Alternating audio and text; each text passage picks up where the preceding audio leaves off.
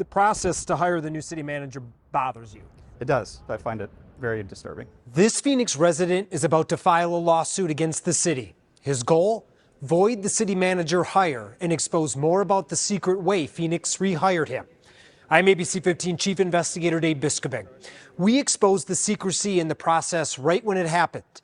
And because of what we got city officials to admit, our reporting could play a role in the case.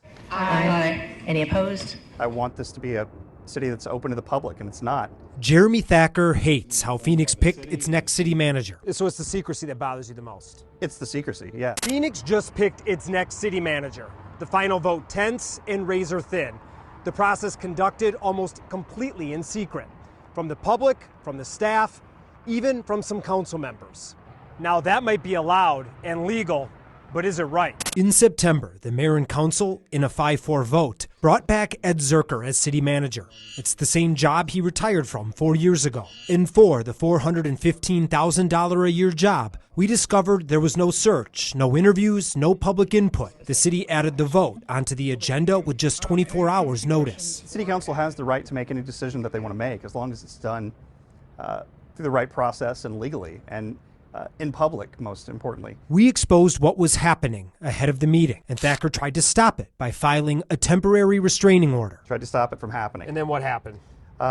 The judge ruled that, well, the temporary restraining order has a high bar. Yeah. The judge ruled that it was not I didn't meet that bar, but he left the door left the door open for me to file a follow-up motion. So it was a rubber stamp. And now, Thacker says what we got officials to admit will play a role in his upcoming lawsuit. Well, your reporting certainly helped.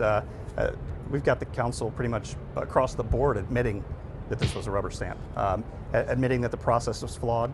I mean, the mayor all but said, well, why would we interview other people when we've already decided upon our candidate? After the vote, here's what both the mayor and Ed Zerker said on camera about how this hiring was worked out well in advance. Mayor and Councilman Stark just approached me casually to ask if I was interested, and it would have been about the time that Jeff announced that he was retiring.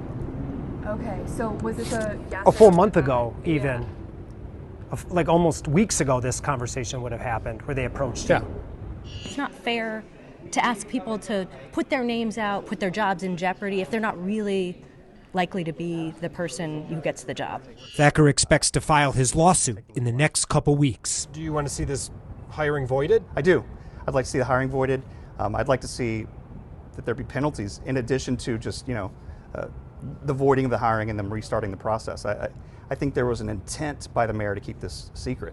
Here's something else about Jeremy Thacker. You can think of him as a guy whose hobby is to hold Phoenix accountable, and he's someone Phoenix knows well. In fact, look at this internal city email. Thacker's on a list of high-profile people, and top city officials want to know every time he files a public records request. I'm on there too, and he's even higher on the list than me. Now, we'll keep you updated on this lawsuit and the whole controversy about rehiring the city manager. I'm Investigator Dave Biskobing, ABC 15, Arizona.